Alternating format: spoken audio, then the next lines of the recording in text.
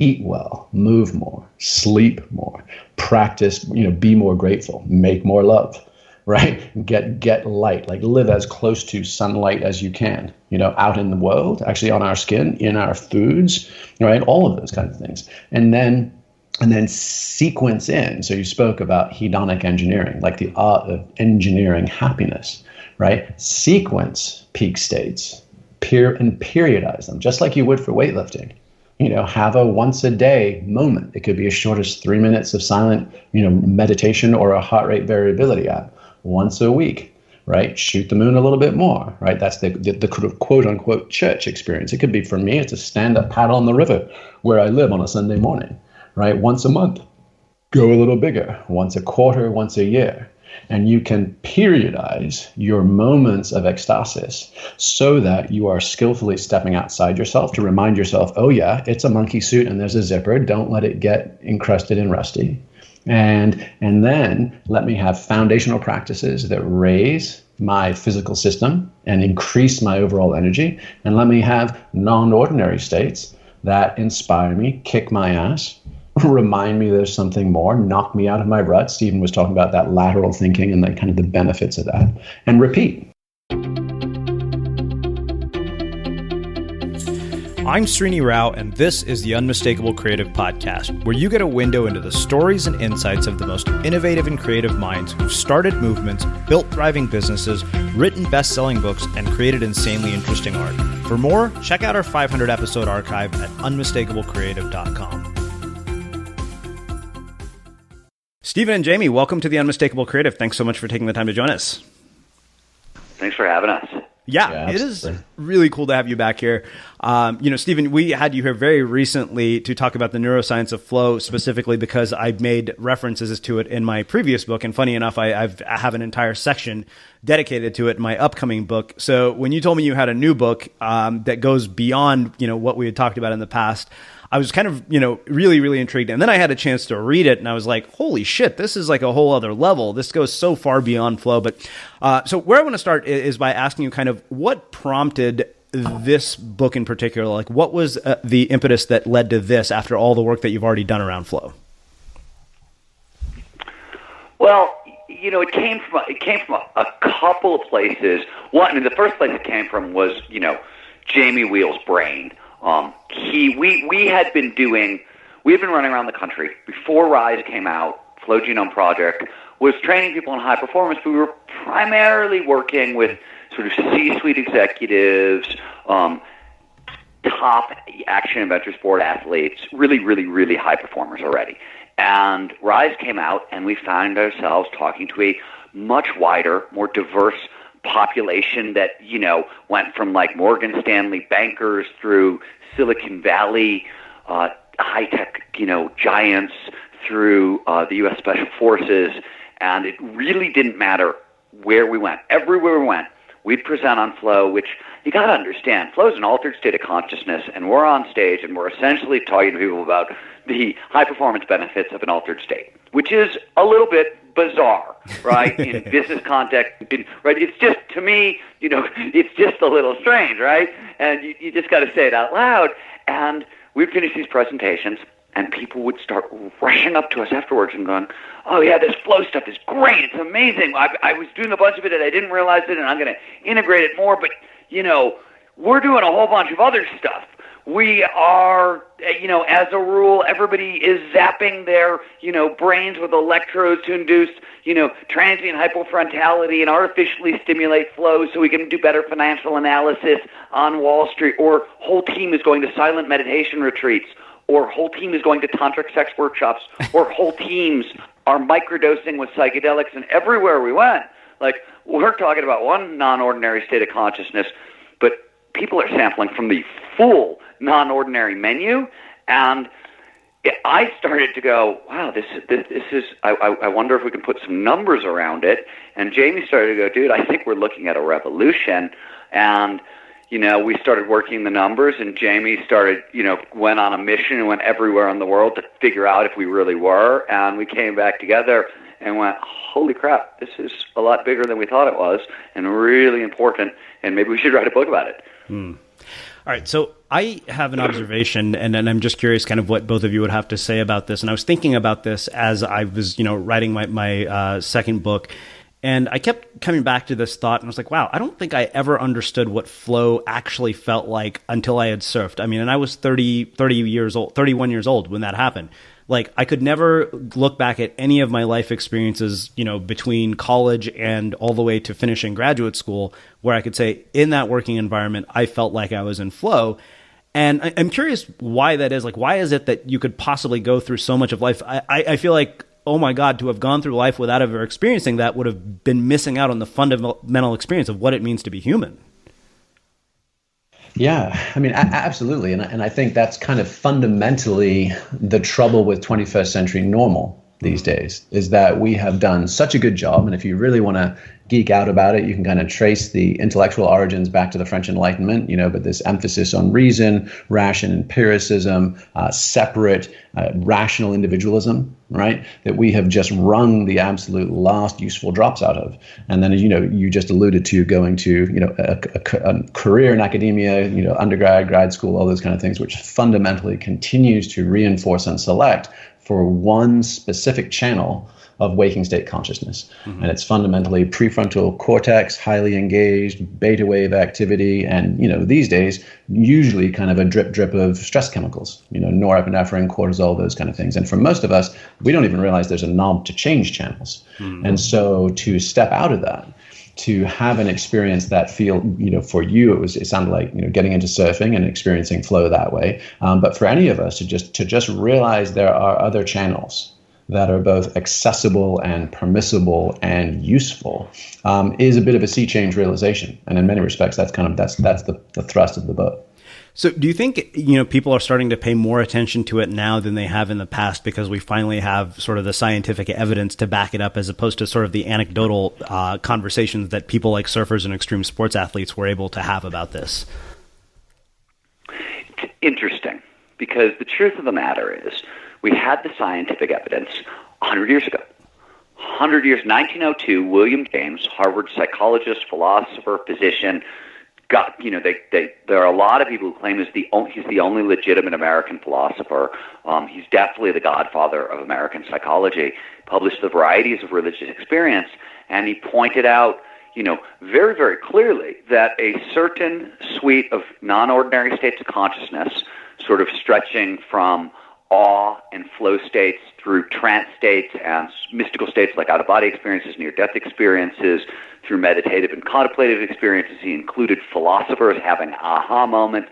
That bandwidth, what I would call the bandwidth of experiences that are north of happy, or the kind of the upper possibility space of human experience, those are all the channels that Jamie was just alluding to, right, that you can switch to. And he pointed out 100 years ago, after 30 years of research, a massive research project, that, hey, these are revelatory states. They unlock levels of performance unaccessible at other times.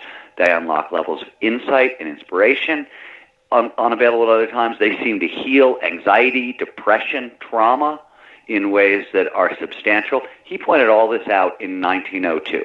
We did a 100-year detour around his ideas for a variety of reasons. And here we are, all the while, by the way, the evidence, kept mounting and kept mounting and kept mounting.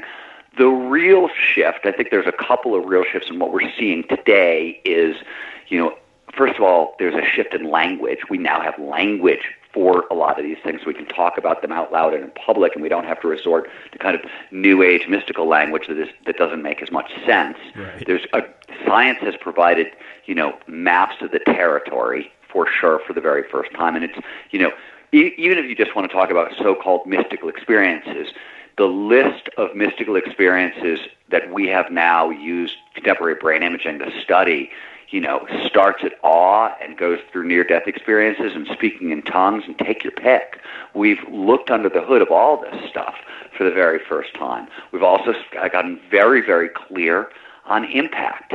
And we've gotten clear enough on impact that we can now do comparisons. We can say, wow, turns out that these non-ordinary states can all heal severe trauma. The best example is PTSD. And we discovered through studies run by MAPS and a psychologist named Michael Mithofer that 2 to 3 sessions of psychedelic therapy can completely cure PTSD in victims of sexual abuse, child abuse, or war trauma. They then reran that study with 1,000 soldiers at Camp Pendleton, and instead of using a psychedelic, they used surfing as a trigger for flow. And they ran it in 1,000 soldiers, and they found that 5 weeks of surfing, which produces another non-ordinary state, can completely cure PTSD. And they reran the study with meditation and found 4 weeks of meditation does the same thing. So we're starting to not only can we talk clearly about mechanism, or more clearly, we can also talk about impact, and we can compare and contrast impact. We've never been able to do any of those things before. And it's, from a hacker's perspective, you're interested in making your own life better, right? We can now unlock levels of performance that were unheard of, and we're literally, kind of beyond, as we say in the book, beyond the pale of polite society up till very recently, right? Forbidden knowledge. Not so more anymore.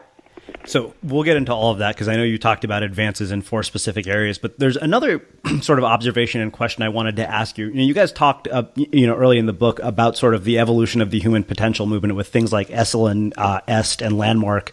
And, having been through Landmark, having done my fair share of personal development, I heard something that Dan Kennedy said in one of his seminars on wealth attraction. He happened to be sitting in a barber chair next to Werner Erhard, and he said, sum up the whole Landmark thing for me in one sentence. And he said, we sell independence and we breed dependence, which I thought was really kind of disturbing considering, many people go to Landmark to make breakthroughs. And this is something that I have been really curious about. And I'm curious to find out what you guys have figured out might be an answer to this based on your work. Is I've seen this sort of vicious cycle of personal development where people don't actually experience change as a result of their efforts. Like, they get separated into these 3 groups, which I call the people who would change regardless of whether they made the effort or not. The people who, maybe this seminar, this coach, or whoever it is will be a catalyst for. And then the vicious cycle people who are basically caught up in, inspiration and new age bullshit, but nothing in their life actually changes. And I'm pretty convinced that those people pretty much fuel the entire revenue of the personal development industry. And so I guess the question really is, are we at a point now where we're going to be able to use science to bridge that gap between who we are and who we want to be? And are we going to basically be able to take somebody who might be ordinary and turn them into extraordinary human beings, like almost Elon Musk-like, which I realize is a whole landmine of questions. Yeah, that was a bunch all bundled together. So one felt like a potential critique of the info market or spiritual marketplace, sure, right? Yeah. Which would love to take a dive on. And then there's also the sort of perfectibility of man, and do we have some newer, better mousetrap these days, right? So the first thing is, I think we would completely agree. And even though we gave Werner Erhard a relatively even-handed treatment in the book, there's enough of our positioning there that I think you can kind of see our take on how it all goes down, which is fundamentally, Maslow's pyramid scheme, and you have a lot of you've got a lot of money changers in the temple, and you have people that are co-opting their own brief whiffs or glimpses of transcendence, of ecstasis, what we would call in the book, any of these states or experiences that take you literally outside yourself. And no sooner do they have that glimpse, whether it's I've gone to Landmark and I start repackaging their shit, or whether it's I've gone to a Vipassana retreat, or down to Peru for ayahuasca, or to Burning Man, and no sooner am I having these epiphanies than I'm conjuring up my next Facebook post or my next info product.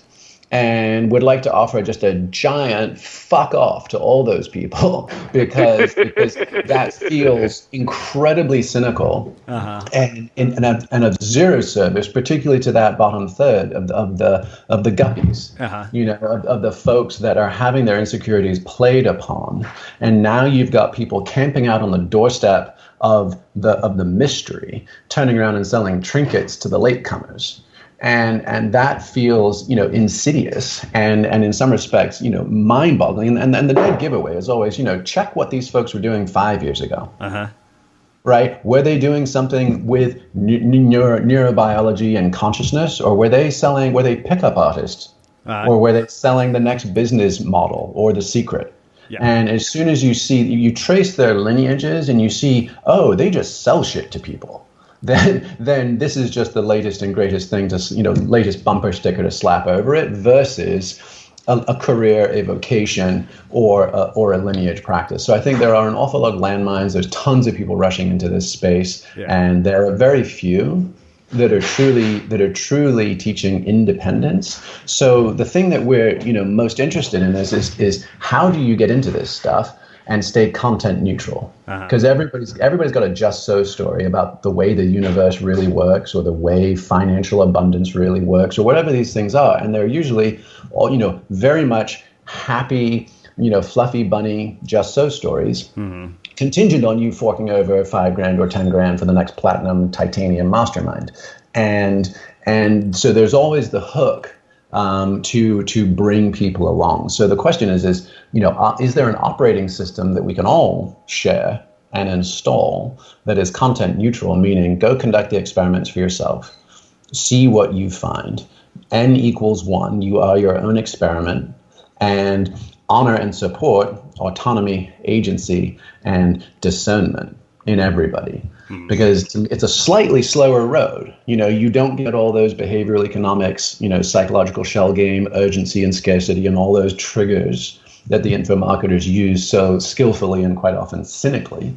But you do get self-authoring human beings at the end of it. So it's a little slower to start with, but hopefully more stable and more enduring, and fundamentally just feels better in the long.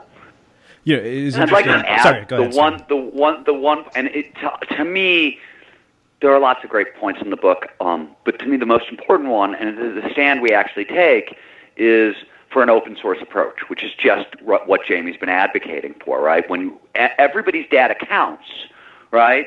But it's just your individual experience. When 100,000 people are having the same individual experience, well, that's interesting. Let's take a closer look, right? But it's an open source, big data approach that, everybody has to get involved in, because this stuff, it is really easy to take it into commercialization, to take it into militarization, to take it in a lot of unpleasant, directions. And the only way to kind of battle back against that is an open source project. So sorry about the soapbox interruption, but I had to add that point. Yeah, no, I really appreciate all of what you said, because, I was thinking to myself this morning, I was like, wow, if you look at really personal development as an industry, and info marketers, was like, you basically either selling sex, money, or weight loss, one of those three in some form or another. Yeah, absolutely. Absolutely. And you know what? We're selling all those things, but you get the Ginsu knife. So it dices and it slices and it chops. Well, I think what I've always appreciated about what your work, does, and also people like Sean Acor, who's a happiness researcher, is that it's actually based in, scientific evidence, and not just a bunch of inspirational new age bullshit. Yeah, and there is also that additional step beyond the scientific evidence, because you also see kind of the emergence of sort of blogger neuroporn, where it's like, just throw around the word dopamine or oxytocin or whatever it is, and people just kind of wet themselves for 800 words, and you realize that this too is just this is the fad of the moment, and it gives people permission, and in a lot of respects, this is what happened to flow research back in the 70s. So Csikszentmihalyi, University of Chicago, doing legit research, and then suddenly every new age wannabe personal life coach adapted flow, ran it into the ground, missed all of the nuances, and really, fundamentally kind of ghettoized the research and the brand, if you will. So Yeah, by the way, when we started FGP literally because it was you could not fund the research in America anymore. The door was just shut. You couldn't do it inside of academia. A bunch of academics came to us and said, "Look, we can't do this, but we want to help you. So please do this, and we'll get involved." Because Jamie's pointing out that when this went wrong, it shut down research. We saw the same thing with psychedelics in the 60s, right? There was 1,000 peer-reviewed papers were published before psychedelic research was made illegal. Psychedelics as a potential cure for alcoholism, addiction, recidivism, as an expander of empathy, creativity, problem solving. I mean, the list goes on and on and on.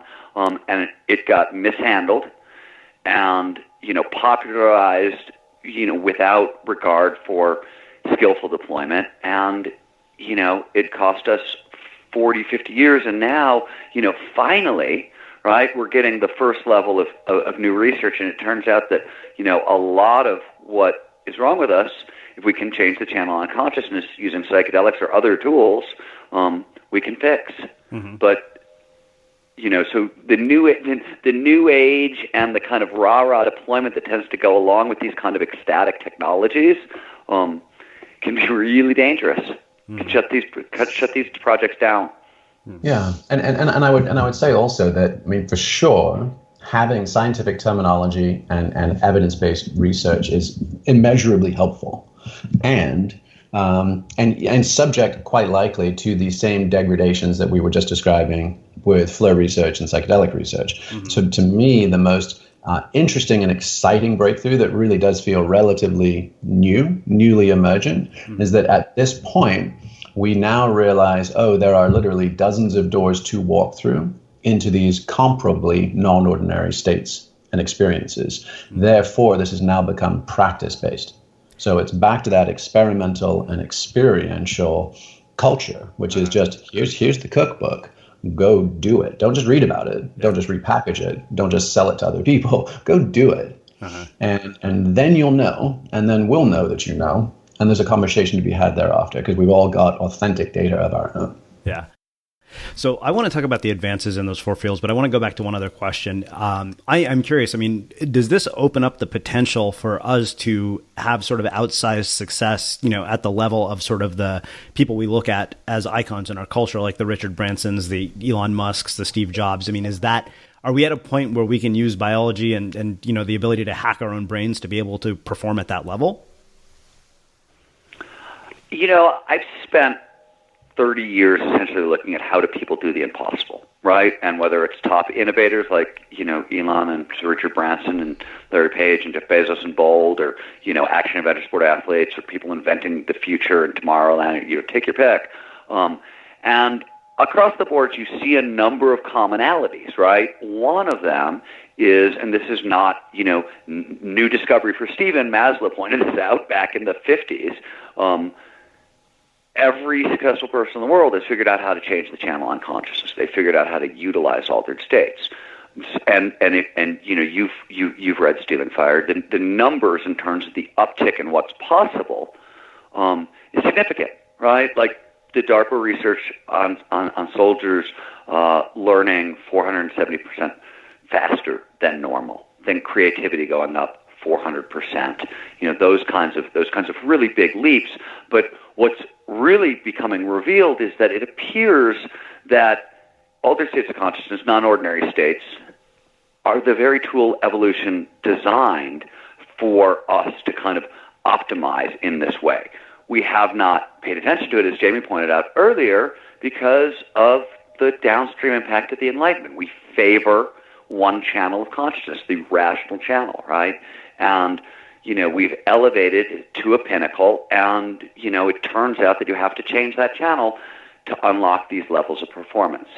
So, does this mean everybody gets to be Elon Musk?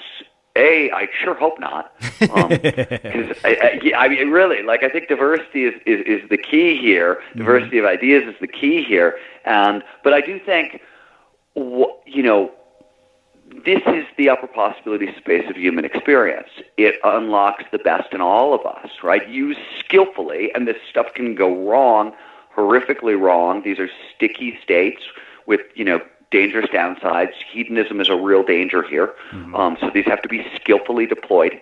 And, as Jamie also pointed out, it's a practice-based thing now, so there are lots of different tools, there are lots of different ways in, and we have way more knowledge than ever before, so hopefully we can kind of map the territory and not get so terrifyingly lost along the way, as we have a habit of doing. But, that said, for the first time, we have a chance. So I don't know about you, but vacuuming is not one of those things that I ever look forward to doing. But as you know, your environment has a huge impact on your creativity. So I still like it to be clean wherever I'm living and working. But now it doesn't have to be something that you deal with. If you're like me and you grew up in the 80s, you probably fantasized about the day when cleaning your house would be like it was for the Jetsons, meaning you don't have to lift a finger. Well, the good news is that we're already kind of living in that future. And the easiest way to make sure your floors are clean every day is with the iRobot Roomba Robot Vacuum.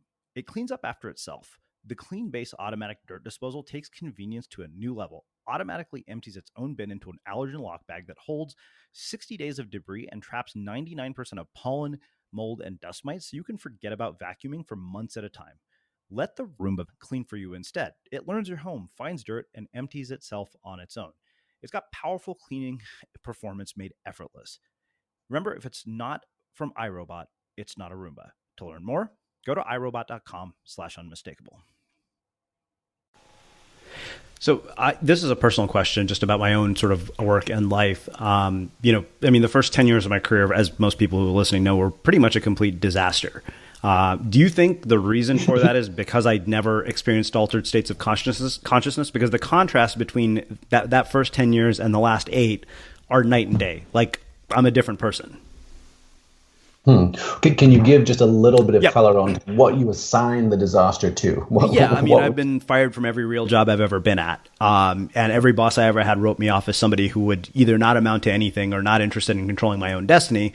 And, when and here I am, 8 years later, having published a book and done a lot of things that probably seemed out of, the scope of possibility at that time in my life. Got it. Obviously, reductive short answer solutions are probably not going to get anywhere near the whole truth of it. Yeah. But one thing, that we discuss in Stealing Fire is, hey, these non-ordinary states, and it tends to be surprisingly similar, regardless of the mechanism of action, meditation, flow states, psychedelic states, smart tech, biotech, all of those kind of things tend to get us to that similar spot. And once we're in that similar spot, we often have an experience of selflessness. So we drop our waking state consciousness and our inner critic, a sense of timelessness. Our attention focuses into what researchers will call the deep now, a sense of effortlessness, meaning, and so this goes to your point of, bosses saying you might never amount to anything, right? A sense of autotelic or self-propelled meaning. So not willpower, not grit, not gotta, have to, must, but just can't help but will. And then finally, richness, meaning access to extremely boosted amounts of information. And that information, often, because we make lateral connections, we have insights, breakthroughs, becomes inspiration. And then that inspiration, cycled over time and brought into our lives and put on the ground in stable ways can become integration.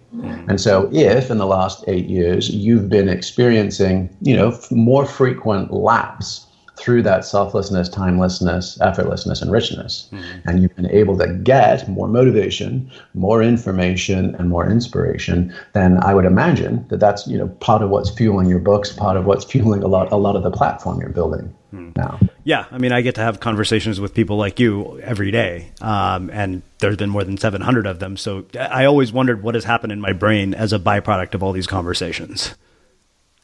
Yeah. Well, let's do this. I want to get into 4 specific areas because I know you dedicated 4 chapters specifically to these areas, which I thought were just fascinating and I think people would find really informative. The advances that are being made in psychology, neurobiology, pharmacology, and technology. So one, obviously a couple of those terms are very clearly defined. We know what those are, but in cases where people may not be aware of the terms, can you define them and also talk about the specific advances that are being made in those areas? Sure, Stephen. Absolutely. Jamie, why don't you start? Why don't you jump in with psychology, since you were the one who saw the big picture here, and you paint it well.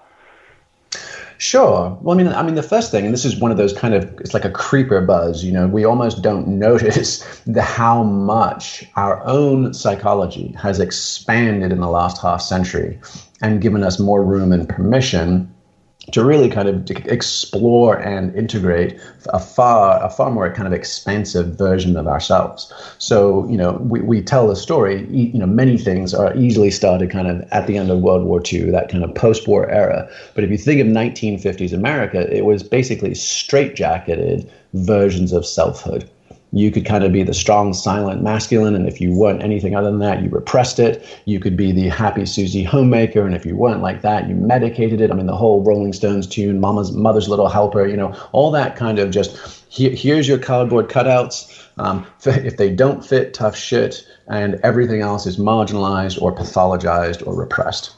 And out of that, right, came the beats in the 1950s. So the Jack Kerouac on the Road, Allen Ginsberg and Howl, all this sense of like, hey, there's something more passionate and primal that has been paved over in this kind of, suburban Levittown, Americana. We're fighting to break those walls down. That then continued into the burgeoning kind of hippie movement in the early to mid 60s. That intersected sort of accidentally or coincidentally with the advent of access to widespread psychedelics, right? And you ended up with, by the late 60s and early 70s, kind of the explosion and birth of the human potential movement. And, you alluded to Esalen, the Esalen Institute, which is in Big Sur, it's been known as the Harvard of the human potential movement. Mike Murphy, George Leonard, Dick Price were some of the founders and leading lights of that space. And they really thought, oh, wow, there's not actually a lid or a ceiling to how powerful and how capable humans can become. And from that, and that sort of really set up the investigations into the true human potential. I mean, it's become a catchphrase now, but literally what is possible? And they looked to the East, they looked to the yogic traditions, they looked to athleticism, they looked to all these different places where there was evidence that people could do the extraordinary. And interestingly, we were talking about this before we jumped on the call with you, but obviously Werner Erhard and EST, which then became Landmark, that many people are familiar with, did something pretty interesting because Esalen, for all of its kind of reputation as a bit of a hippy-dippy place kind of later in its history, in the early 60s, in the late 50s and early 60s when it got founded, it was actually remarkably focused and sober. Mike Murphy, Dick Price, George Leonard, those guys were badasses. They were academics. They were intellectuals. They moved in academic and intellectual circles. They had lots of crossover with politics, governance, all sorts of things. And then it was just a bunch of hippies having to show up at the hot springs. So there's this classic irony with the Esalen culture that the people who founded it ended up with a tribe gathered around them that really was completely anathema to the thing they were trying to accomplish, which was much more sober, much more disciplined than the kind of hippie movement that sort of overran the place in the 70s and 80s. And so the thing that's interesting about that is like that was a very cool initial step, but it was quite highbrow and quite limited. It was very much, academic, intellectual, and Eastern in its orientation. So they were very scholarly and they were going deeply into the Eastern ascetic traditions as well as the academic traditions. So that did not reach the masses. And it wasn't until we had Werner Erhard, EST, Landmark, basically all of the precursors to Tony Robbins and Awaken the Giant, to Eckhart Tolle with Oprah, this kind of progression where now the spiritual of the side of the human potential movement was recast in the Protestant work ethic, was recast in the American tradition of pull yourself up by your bootstraps, whatever you can believe, you can achieve. And we had this very unique hybrid. It's unique almost, it is now rippled out around the world, but its origins are quintessentially American, which is blending spirituality and materialism. And so there was all of this wonderful expansion of self, greater possibilities for me to consider and try on different expressions. I can try rage, I can try shame, I can try anger, I can try bliss and joy. All of these things are allowed now, but then also got coupled to the Protestant work ethic, got coupled to health, wealth, and happiness. And that's really the innovation or mutation that has pushed sort of broader psychology out to, tens of millions of people that would have otherwise never come across more formal lineage wisdom traditions or structured academic analysis. Wow. So what about the neurobiology piece? The neurobiology piece, and you sort of, the other three forces as well, pharmacology, technology, what we're seeing kind of across the board is just a whole new suite of tools for unlocking these states. Neurobiology, the field of neurotheology, right? The use of brain imaging technology to study spiritual experiences. sort of dates to work done at the University of Pennsylvania by a guy named Andrew Newberg, who was a neuroscientist, and a psychologist named Eugene D'Aquili in 1997. And they decoded the experience of oneness with everything, or what's known as unity, that shows up pretty much in every spiritual tradition on earth ever in history. Aldous Huxley called it the perennial philosophy, et cetera, et cetera. William James said it was fundamental to most mystical experiences. And from that point, 1997, so up to that point, like pre-1997, if you walk into a doctor's office and you say, "Doc, I'm one with everything," they are locking you up in a padded cell. 1997, Andy Newberg figures out, oh wow, there's a part of the brain that actually separates self from other, that has to do this so we can kind of walk through space without bumping into furniture. It says the self ends here and the rest of the world begins here. And in profound moments of meditation, when there's lots of focus and concentration, this part of the brain goes quiet. And the brain says, oh my God, at this one moment, you are one with everything, because that's what it actually believes to be going on. So the greatest kind of cosmic mystery in history is slightly decoded. Like, we know why this is happening in the brain. It is now 2017. We are, 20 years later, and we have now decoded pretty much every experience you can think of, right? And we have this past year, or past couple of years, we got the very first look at what LSD does to the brain. And, it proved what we already knew.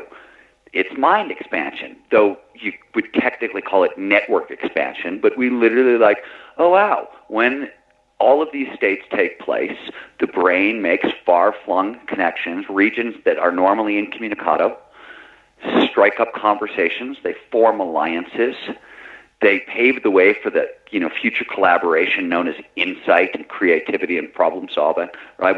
We now have mapped all of these things. So it's happening. Technology is expanding and allowing us to do this. The neurobiologists are getting a deeper and deeper handle on what's going on in these non-ordinary states. The pharmacology is allowing us to kind of tune these states with increasing precision and gain access to them on demand. And as a result, you've got 4 accelerating forces that are unlocking some of the most controversial and misunderstood terrain in history. Hmm. So, the pharmacology piece, I know, Stephen, you and I talked a little bit last time about, cognitive enhancers like modafinil. And, I thought it was really interesting kind of what you talked about in the book about it and how it's almost like cheating. But then you also see, this sort of entire industry of nootropics coming up, things that people like Dave Asprey are doing, things like the guys at NutriBox are doing. And I am just curious kind of what role all of those things play in the pharmacology aspect of being able to hack these states of consciousness. Mm-hmm. Yeah. And I mean, this is maximum hype cycle for all things stackable, True that. stackable and neurotropic. Mm-hmm. And really, as much as anything else, is because people can put things in bottles and sell them to you at whatever price they can convince you to buy. Because the stark reality is that if you've got a placebo effect that is anywhere between 30 and 40%, mm-hmm. and you've got FDA-approved drugs like Zoloft that barely perform more than 3 to 5% above a sugar pill, right? That's your low end, right? Straight up placebo, 0 cost and 0 side effects. And then you're like, okay, so what is going to meaningfully beat placebo effect by 10 to 20 points or more? And you're like, okay, very quickly, you are in Schedule 1, Schedule 2 chemical territory. Mm-hmm. And so the gap in between those, the kind of thing that you can get without a prescription at a minimum, that is available online or in your local Whole Foods, that is going to demonstrably shift your performance and not just be incredibly expensive urine, is a very slim stack, despite the hundreds of millions of bucks that are getting made right now from people geeking out on this stuff. So I would just, no one will say this out loud because everybody's got skin in this game. Mm-hmm. But fundamentally, keep your goddamn money, people, and put it to work on much more simple things. Whole Foods, life adventures, philanthropy, the least of my brothers and sisters, simple shit, saving it away for retirement, but don't just flush it down your toilet on the off chance you're going to turn into Superman overnight. All right, so that sort of takes me to my next question, which is really about the practical application of all of this. There's a section in the book where you say, by treating the mind like a dashboard, by treating different states of consciousness like apps to be judiciously deployed, we can bypass a lot of psychological storytelling and get results faster and often with less frustration. And the question that left me with, of course, was, okay, how? And it kind of, took me, I believe, into what maybe the answer to my next question is exactly the answer to this question, is that you talk about this idea of hedonic engineering. So I was wondering if you guys could expand on that and talk about sort of bringing everything that we've talked about on a theoretical level into a context of practical application in our daily lives. Yeah. Stephen, you want me to take this one? Yeah, take this one. More than any, you did spend, 15 years, putting people into these states, in the real world, while I was reading books. So I think you should speak to this one. Yes, please. Sure. Well, the simplest thing, so that notion of moving from operating system to user interface is really just as simple as saying, hey, for most of us, we've been born and raised, conflating one-to-one that who I am behind my eyes, living my psychological narrative and story equals me, wholesale. And after you have enough experiences of ecstasis, of stepping outside yourself, you have to conclude, because once you've stepped outside yourself and you're still there, you're like, oh, I guess I wasn't that version of me that I thought I was, that old monkey suit, right? So that, first of all, just repeat that experiment enough until you trust it. And that's true for insight meditation. It's true for most of the wisdom traditions around the world, whatever their techniques are, right? So first wrap your head around that, and then you're like, okay, so what do I do with my psychological self once I realize it's not the whole show? And that's when we can say, hey, instead of spending 100% of our time thinking egoically, psychologically, linguistically, I can reduce that. I can whittle that down to about 20%. And I can just use basic maps and models for communication and occasional virus scans to make sure I'm not making shit up or going off the reservation. And then I can spend 80% of my time and bandwidth just monitoring my biopsychosocial self-system, basically the rest of me, right? And instead of, like, if I feel down or sad or grumpy, most of us will look around, will scan our life, and we'll find the reason. It could be a person, it could be an event, it could be the traffic, it could be Obamacare, it could be my husband, it could be the dirty socks, it could be whatever it is. And I say, that's why I feel this way. And then we energize that narrative, right? And we engage in bullshit games people play to try and seek pleasure, avoid pain, have our narrative validated, and move on through our day, right? That's how most of us work most of the time. And instead, you could be like, oh, feeling cranky, quick, check hydration levels. Hey, how about vitamin D exposure? Hey, how about cardio and musculature and diet? What's my glucose level in my blood system? So we can just change ourselves almost kind of in a Mr. Spock sort of way and shift the wallpaper of our minds. And it's arguably a longer lever at a more foundational level of our existence. And some of it is not sexy or at all. It's just basic common sense. Eat well, move more, sleep more, practice, be more grateful, make more love, right? Get light, like live as close to sunlight as you can, out in the world, actually on our skin, in our foods, right? All of those kinds of things. And then sequence in. So you spoke about hedonic engineering, like the art of engineering happiness, right? Sequence peak states, and periodize them, just like you would for weightlifting. Have a once a day moment. It could be as short as 3 minutes of silent, meditation or a heart rate variability app. Once a week, right? Shoot the moon a little bit more, right? That's the quote unquote church experience. It could be, for me, it's a stand up paddle on the river where I live on a Sunday morning, right? Once a month, go a little bigger, once a quarter, once a year. And you can periodize your moments of ecstasis so that you are skillfully stepping outside yourself to remind yourself, oh yeah, it's a monkey suit and there's a zipper. Don't let it get encrusted and rusty. And then let me have foundational practices that raise my physical system and increase my overall energy, and let me have non-ordinary states that inspire me, kick my ass, remind me there's something more, knock me out of my rut. Stephen was talking about that lateral thinking and kind of the benefits of that, and repeat. And we can literally kind of sculpt a life where instead of, am I happy? Am I sad, psychologically speaking? I can just say more energy, less energy. And what is the most skillful and efficient means by which I increase and tune that system? Wow.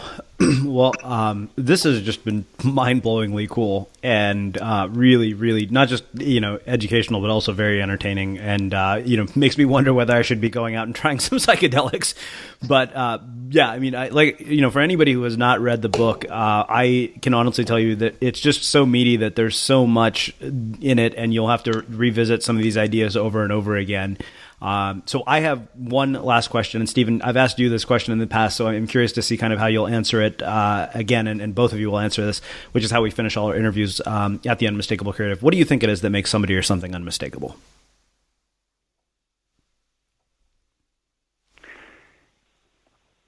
Well, I mean,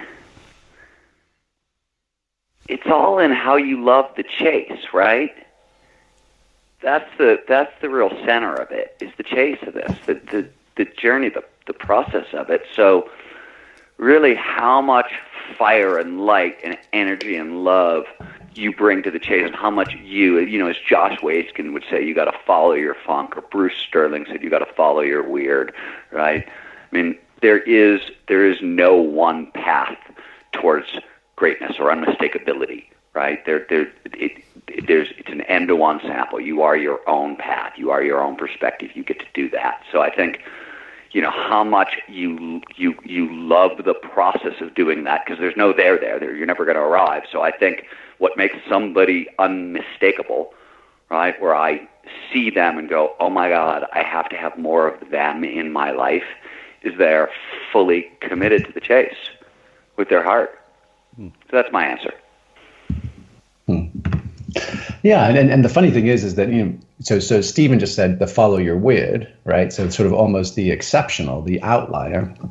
And I would sort of echo it, but with the exact opposite perspective, which is, I think, Osho, that crazy wisdom guru who got in all kinds of trouble. He once said something along the lines of, being odd or unusual is a dime a dozen, but the ordinary man, the truly ordinary, meaning integrated in every way, is actually the most extraordinary of all. And so I think that, the possibility for us to be pursuing almost that Greek ideal of anthropos, right? And, a perfected man, sort of Leonardo's Vitruvian man, that sense of absolute integrated balance. Body, mind, spirit, right? Vocation, relation, profession, all of these things firing on all cylinders. On the one hand, it is utterly average. And yet that average is one of the most extraordinary things we can pursue these days. Well, you said it better. Well, this has been really amazing, as I expected it would be. Where can people learn more about the book and learn more about both of your work? StealingFireBook.com is where you can hear about the book, and you should definitely go there, because we are running a little bit of a pre-sale campaign with some amazing goodies. So that was my 2-second advertisement at the end of your podcast. I apologize for the gratuitous advertisement. StealingFireBook.com, but really they're great goodies. Also, FlowGenomeProject.com. And, please go to the Flow Genome Project. There's a free flow profile there. It's a traitology. And it basically says if you're this kind of person, you can find flow in these directions. And maybe if you would have found the flow profile long before you had to wait into your second act, maybe it would have sped that process up a little bit. Who knows? Yeah, so that was actually gratuitous advertisement number 2 snuck in there. It's not, you like how I did that, right? Yeah. Well, I mean, they're I have no problem with these gratuitous advertisements because they provide a tremendous amount of value. Like I'm going to go look at that profile right after we get done. Awesome. Well, I can't thank you guys enough. This has been just fantastic. And for everybody listening, we will wrap the show with that. Next time on The Unmistakable Creative. I think a lot of it comes down to community, and this will probably come up several times in our conversation, sure. But really having people around you who see the best in you all the time and invite that person to show up continuously. Mm-hmm. I think especially my freshman year, so I went to Santa Barbara. It was the 15th choice on my list of universities, and I was like, what the hell am I doing here? And that first quarter was certainly harsh, and was really lucky to have really awesome suite mates, really awesome people on my floor, and people who were there from, my high school and then people I just met. And I think being able to have a community like that, that's like, you're not an F up mm-hmm. and you really are here and you're meant to be here. And, if I didn't go to that school, my whole career trajectory would be totally different. Yeah. And so really, really fortunate that I didn't, just leave and be like, this is not for me. I need to go somewhere else, but really, sticking it out and just going through it and making the best of it. And so community is a really, really important part of things. Christine Lai joins us to talk about tapping into communities to maximize profit, potential, and happiness.